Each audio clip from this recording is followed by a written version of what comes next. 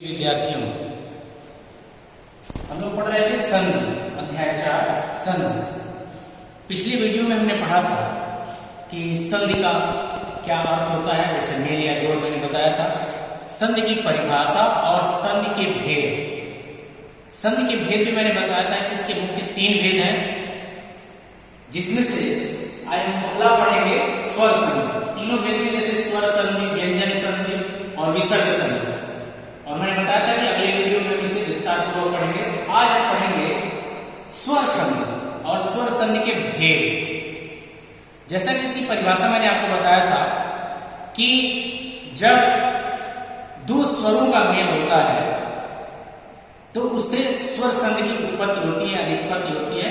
अर्थात जब कोई ह्रस्व या दीर्घ स्वर अपने ही सजाती ह्रस्व या दीर्घ स्वर के साथ जुड़ता है, उसका मेल होता है, तो जो उससे विकार या परिवर्तन होता है उसे हम कहते हैं स्वर संधि। ठीक है। और इस स्वर संधि में कई नियम है।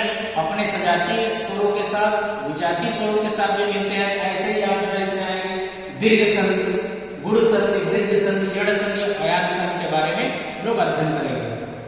तो स्वर संधि के भेद में इसे मुख्यतः जो है 5 भागों में विभक्त किया गया है, या इसके 5 भेद होते हैं, जिसमें से पहला है दीर्घ संधि, दूसरा गुण संधि, तीसरा वृद्धि संधि, चौथा यड़ संधि और पांचवा और अंतिम है अयानी संधि। ये हो गए स्वर संधि के भेद। अब इसमें मैंने ये स्वरों को लिखा है, इसको आप ध्यान दीजिएगा क्योंकि इसी के आधार पर, इसी से जो है फार्मूला बनाकर और इसको समझने का प्रयास करेंगे, दोनों को, दीर्घ संधि को और गुण संधि को। विद्यार्थियों, जैसा कि आप जानते हैं हिंदी में स्वरों की संख्या 11 होती है। जैसा कि मैंने यहाँ पे आपको लिखा है अ, आ, ई, इसे ह्रस्व ई और दीर्घ ई कहा जाता है, ह्रस्व उ, दीर्घ उ, री, ए, ऐ, ओ, औ, और इनकी कुल संख्या हो गई 11। कुल संख्या, टोटल संख्या हो गई 11। अब इन्हीं स्वरों का जो है हमें संधि करना है। स्वर संधि के अंतर्गत इन्हीं स्वरों का आपस में मेल कराना है, जोड़ कराना है। और 5 संधियों के अंतर्गत इन्हीं सब स्वरों का हम जोड़ कराएंगे, मेल कराएंगे। देखिए कैसे। इसमें पहला है, पहला दीर्घ संधि।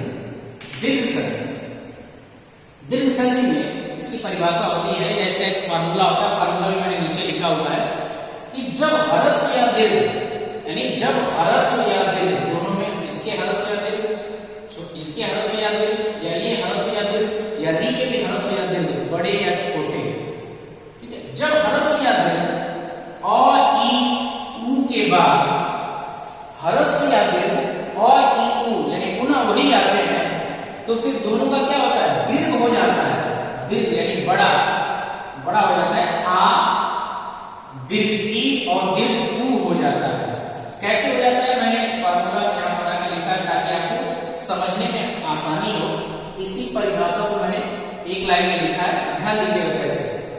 मैंने परिभाषा लिखा था कि जब अ या आ यानी ह्रस्व अ, दीर्घ अ, आ के बाद यानी यही पुनः आता है, ह्रस्व या दीर्घ है, तो इन दोनों का जब मेल होगा, इसमें 4 मेल होंगे, 2 इसके 2 इसके, तो दोनों का आ हो जाता है, उसका दीर्घ हो जाता है।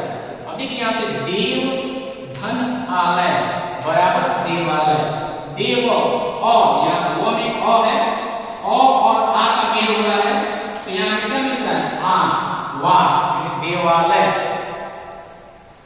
तो अ और आ मिलने के बाद से क्या हो जा रहा है, आ हो जा रहा है, दोनों का दीर्घ हो जा रहा है, आ हो जा रहा है। उसी प्रकार यदि आ और आ मिले, मैंने एक उदाहरण लिया जैसे विद्या, आ, यहाँ आ हो जाएगा और आलय, आ, इन दोनों का मेल जब हम कराएंगे तो आ हो जाता है।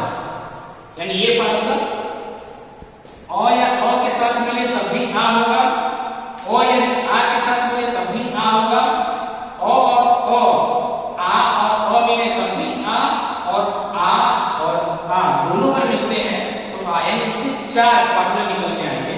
ये दोनों हो जाएगा। बहुत ध्यान से समझिएगा, इसे थोड़ा समझने की आवश्यकता है। इसी प्रकार इन स्वरों को लीजिए, ह्रस्व या दीर्घ ई के बाद यदि कोई ह्रस्व या दीर्घ ई आता है, यानी दोनों का मेल होता है, तो उसका दीर्घ हो जाएगा, उसका बड़ा वाला हो जाएगा, बड़ी ई हो जाएगा। यदि छोटी ई और बड़ी ई के बाद छोटी ई या बड़ी दोनों जुड़ते हैं तो उन दोनों का क्या हो जाएगा, संधि जब होगा तो बड़ी ई हो जाएगा। जैसे यहाँ पे लिखा है रवि धन इंद्र बराबर रविंद्र। रवि छोटी ई और बड़ी ई यानी ह्रस्व ई और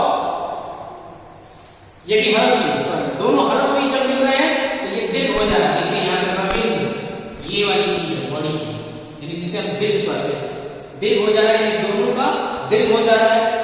रजनी धन ईस, यहाँ बड़ी ई यानी दीर्घ ई और दीर्घ ई जब ये दोनों मिल रहे हैं, दोनों की जब संधि हो रही है तो यहाँ पर दोनों का दीर्घ हो जा रहा है, तो यहाँ भी ये हो गया। उसी प्रकार ऊ का ह्रस्व और दीर्घ ऊ के बाद जब ह्रस्व या दीर्घ ऊ आते हैं तो दोनों का ऊ हो जाता है। कैसे, देखिए भान ह्रस्व ऊ उदय, ह्रस्व ऊ और दोनों का क्या हो जा रहा है, भान उदय, दोनों की जब संधि हो रही है तो बड़ा हो जाएगा, दीर्घ ऊ हो जा रहा है यहाँ पर। ठीक उसी प्रकार वधूधर उर्मी, दीर्घ ऊ दीर्घ ऊ दोनों मिलकर दीर्घ हो जा रहा है। तीनों उदाहरण से हमें ये सीखने को मिला कि यदि जब अ या आ के बाद पुनः अ या आ आए तो दोनों का आ हो जाता है। ह्रस्व ई दीर्घ ई के बाद पुनः ह्रस्व ई या दीर्घ ई आए तो उसका दीर्घ ई हो जाता है, अपने का बड़ा। ऊ और ऊ के बाद यदि ह्रस्व ऊ और दीर्घ ऊ आए तो दोनों का दीर्घ ऊ हो जाता है। तो इसमें ये जो है हमें ध्यान रखना है दीर्घ संधि में कि अपने का दीर्घ, दीर्घ का अर्थ ही होता है बड़ा, अपने का बड़ा हो जाता है, अपने का बड़ा और अपने का बड़ा।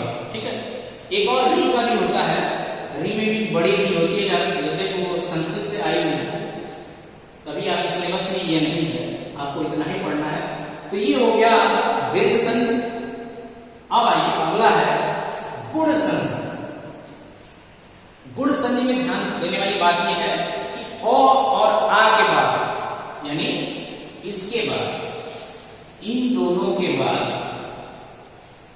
अ या आ के बाद यदि कोई ह्रस्व या दीर्घ ई ऊ री आता है तो उन दोनों का क्रमशः ए ओ और अ हो जाता है। अगर ई है अ या आ के बाद, अ या आ के बाद यदि ई आ रहे हैं तो ए हो जाएगा, दीर्घ ई आए तभी ए हो जाएगा, ओ या आ के बाद ओ आए तो इसका अ हो जाएगा, सॉरी ओ या आ के बाद ओ आए ओ हो जाएगा।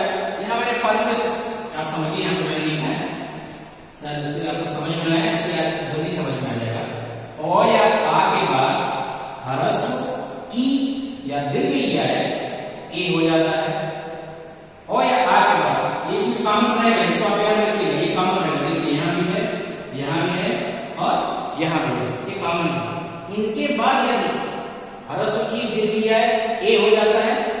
और उदाहरण मैंने दिया है गज धन इंद्र, गज धन इंद्र, गज और इसका वर्ण विकसित करेंगे तो यहाँ बचेगा अ, जैसे यहाँ देख लीजिए गज धन इंद्र बराबर गजेंद्र, गजेंद्र।